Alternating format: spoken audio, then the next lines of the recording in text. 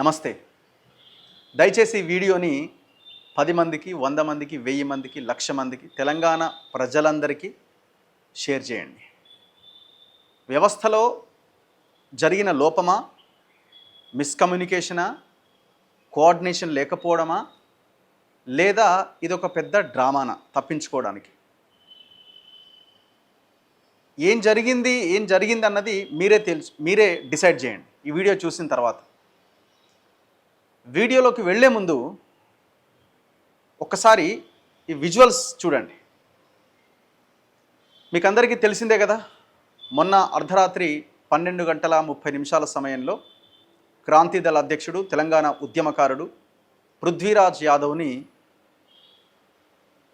పోలీసులు అరెస్ట్ చేశారు. ఫస్ట్ ఒక బ్యాచ్ దిగింది, పోలీసుల బ్యాచ్. ఆయనతో మాట్లాడింది. నేను అసలు బంద్కే పిలుపునివ్వలేదు, మార్వాడి గో బ్యాక్ అని నేను అనలేదు. తెలంగాణ ప్రాంత ప్రజలకి, వృత్తి వ్యాపారులకు జరుగుతున్న అన్యాయాన్ని నేను ప్రశ్నిస్తూ వస్తున్నాను. సో ఈ బంద్కి నాకు సంబంధం లేదు అని చెప్పడంతో ఒక టీం వెళ్ళిపోయింది. మళ్ళీ పెద్ద ఫోర్స్ వచ్చి ఆయన్ని అర్ధరాత్రి అరెస్ట్ చేసింది.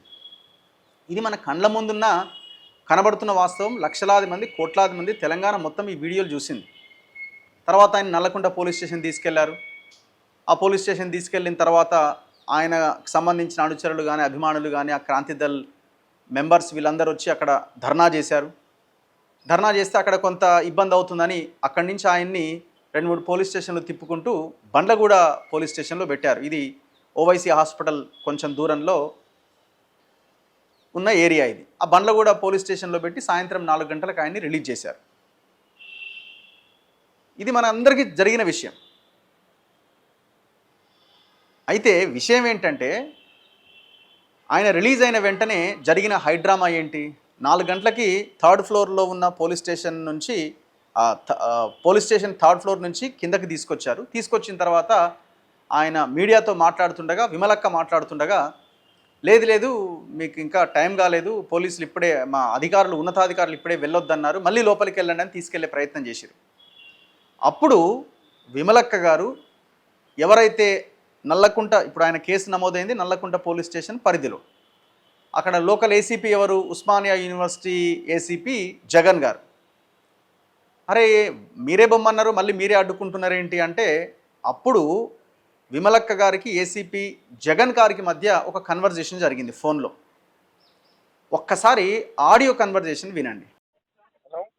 హలో సార్, నమస్తే అండి. నేను విమలక్కని మాట్లాడుతున్నాను. మేడం బాగున్నారమ్మా? బాగున్నానండి, మీరు బాగున్నారా? చెప్పండి మేడం. బాగున్నాను. ఒక్క నిమిషం. ఏం లేదు సార్, ఇక్కడ వదిలేయమన్నారని చెప్పేసి వదిలేశారండి. మేము ఎక్కడికి పోవట్లేదు, ఓయూకి వెళ్ళట్లేదు, తను ఎవరు వెళ్ళట్లేదండి. అయితే లేదు మేడం. ఎక్కడది? చంద్రాయన్ గుట్ట, బండ్లగూడ పిఎస్. బండ్లగూడ యాక్చువల్ గా వాళ్ళను వదిలేయమనలేదు. జస్ట్ అది మన వాళ్ళు బీజేపీ వాళ్ళు దాన్ని వెనకకి తీసుకున్నట్ట. బీజేపీ వాళ్ళ సబ్జెక్ట్ లో కన్ఫ్యూజ్ అయినరు. అయితే వీళ్ళ సబ్జెక్ట్ ఇంకా వీళ్ళు ఇక్కడికి వెళ్ళి వస్తున్నారు మేడం. మన ఓయూ వాళ్ళు, నల్లకుంట వాళ్ళు సంతకాలు తీసుకొని వస్తున్నారు. వాళ్ళ మీద ఇన్స్ట్రక్షన్స్ ఇంకా పైనుంచి ఏం రాలే మేడం. అయిపోయింది కదండి. ఇప్పుడు వాస్తవంగా ఒక నిమిషం, ఓయూ జేఏసీ పిలుపునిచ్చిన దానికి పృథ్వీకి సంబంధం లేదు. ఒకటి first thing. Second thing, OU JAC పిలుపునిచ్చిన దానికి పృథ్వీకి అసలు సంబంధం లేదు. అదే పృథ్వీరాజ్ యాదవ్ ని కూడా అరెస్ట్ చేశారు కదా ఇంటికి వచ్చి. పృథ్వీరాజ్ యాదవ్ ఇంటికి రాలేదు. ఇంటికి పోయి నైట్ ఇంటికి పోయి అరెస్ట్ చేసిండ్రండి. పృథ్వీరాజ్ యాదవ్ ఇంటి దగ్గర పోలేదు. ఇంటికి పోయింది తిరుపతి యాదవ్ దగ్గర పోయింది. తిరుపతి వాళ్ళనేమో ఓయూలో అరెస్ట్ చేసిండ్రు. పృథ్వీరాజు నేను చెప్తాను. మార్నింగ్ ఆయననే ఓయూ నల్లకుంట పోలీస్ స్టేషన్ కాడకు వచ్చి రోడ్డు మీద బడాయిస్తే అప్పుడు అరెస్ట్ చేశారు ఆయన. నైట్ ఇంటికి పోయి అరెస్ట్ చేశారు సార్. మీరు అడగండి. ఆయన మేడం, నేను చెప్తున్నా కదా, ఆయన ఇంటికి పోలేదు. పృథ్వీరాజ్ అనే వ్యక్తి దగ్గరికి నేను కదమ్మా, మా టీమే కదా, ఆయన టీవీ ఛానళ్ళలో ఆయన చెప్పుకుంటున్నాడు అట్లా. పృథ్వీరాజ్ అనే వ్యక్తి టీవీ ఛానల్లో గొప్ప చెప్పుకుంటున్నాడు, నన్ను 12 గంటలకు అరెస్ట్ చేసిరని. అయ్యో, ఎవరో కన్ఫ్యూజ్ అయింది అసలు. అమ్మా నేను చెప్పేది వినండి పృథ్వీరాజును కూడా అరెస్ట్ చేసి తీసుకొచ్చారండి, మరి ఎందుకు? మేడం నేను చెప్తా వినండి, జరిగింది ఏందో నేను చెప్తా. ఆయన కావాలని ఆయన నన్ను రాత్రి నుంచి పెట్టినని గొప్పలు చెప్పుకుంటుండు అందరికి సింపతి రావాలని. అది కరెక్ట్ కాదమ్మా. జరిగింది ఏంటంటే మేడం, రాత్రిలో ఈయన కొత్తపల్లి తిరుపతి ఎంబడి ఇద్దరు ఉన్నారు, వేణు ఇంకొకటైనా మన ఏం పేరు, ఒక్క నిమిషం మేడం, పేరు తిరుపతి తోటి ఉన్న పేరు ఏం పేరు, వేణు ఉన్నాడు, ఇంకొక అతను ఉన్నాడు. ఆ ముగ్గురిని మేము నైట్ తెచ్చినాం మేడం. వాస్తవం 12 గంటలకు. పృథ్వీరాజ్ యాదవ్ ఎందుకు తీసుకొచ్చారు? పృథ్వీరాజ్ యాదవ్ ను పొద్దున ఏం చేసిండు, నల్లకుంట పోలీస్ స్టేషన్ కాడికి వచ్చి ఆయన ధర్నా చేస్తున్నాడు, లొల్లి చేస్తున్నాడు. వాళ్ళని ఎందుకు పట్టుకొచ్చారు, విడిచిపెట్టండి, రాత్రిలో ఎందుకు చేస్తున్నాడు అని. వాళ్ళని పట్టుకొచ్చిరా, నేను ఎందుకు ధర్నా చేసిండు? వినండమ్మా, నేను చెప్పేది ఆయనని అడగాలి. ఆయన వినండి, ఆడ అందరిని పట్టుకో, ఒక 4-5 పట్టుకొని వచ్చేసి ఆయన రెండు మూడు ఇది ఒక 4-5 పట్టుకొని వచ్చి ఆడ లొల్లి చేస్తుంటే మా వాళ్ళు ఆ రోడ్డుకు అడ్డంగా కూర్చుంటే మా వాళ్ళు ఏం చేసిండ్రు, అరే రోడ్ ఎందుకు బ్లాక్ చేస్తున్నావా, రోడ్ ఎందుకు అడ్డం కూర్చుంటున్నావు, ధర్నా ఈడెందుకు చేస్తున్నావు అని చెప్పి వాళ్ళని ప్రివెంటివ్ అరెస్ట్ తీసుకొని వాళ్ళను పృథ్వీరాజ్ని ఈ కొత్తపల్లి తిరుపతిని ఇంకా ఆడ నల్లకుంట కాడ ఎందుకు అని చెప్పి నైట్ లో తెచ్చిన ఆయనను వాళ్ళ ముగ్గురిని పృథ్వీరాజును అందరినీ కలిపి ఆడి తీసుకొని పోయినారు మేడం చంద్రాయన గుట్టకి. ఆయన కావాలని నన్ను రాత్రిలో తెచ్చిండు, 12 గంటలకు తెచ్చిండు ఆయన చెప్పుకుంటుండు. కాదమ్మా కాదు, మీరు అడగండి ఎవరు కరెక్ట్ మేడం, నేను చెప్తున్నా కదా. అసలు ఎవరు అంటే ఈ పృథ్వీ కోసం కదా, వేరే వాళ్ళు ఎవరి కోసం అన్నా వెళ్ళారండి? మరి ఎవరి దగ్గరికి వెళ్ళలేదమ్మా. మరి 12:30 తార్నాక పృథ్వీ అమ్మా నేను చెప్పేది పృథ్వీ దగ్గర కాదు, తిరుపతి కొత్తపల్లి తిరుపతి ఇల్లు లొకేషన్ కొత్తపల్లి తిరుపతి గురించి పోయింది. ఆయన ఆడ లేకపోతే చిన్నదేదో కమ్యూనికేషన్ గ్యాప్ వచ్చినట్టుందండి. మరి దాంట్లో వీడియోలో వాళ్ళ ఇంటికి వచ్చి తలుపులు తీసి కావాలని చెప్తుండమ్మా ఆయన. మేడం విమల గారు, మేడం రెస్పెక్ట్, పోలీసులు ఉన్నారు సార్ అందులో, సివిల్ లో ఉన్నటువంటి పోలీసులు ఉన్నారు. ఎప్పుడమ్మా? ఇవాళ అందులో ఉన్నాయి సార్, మీరు చూడలేదండి? అది కాదు, నైట్ లో చేసింది.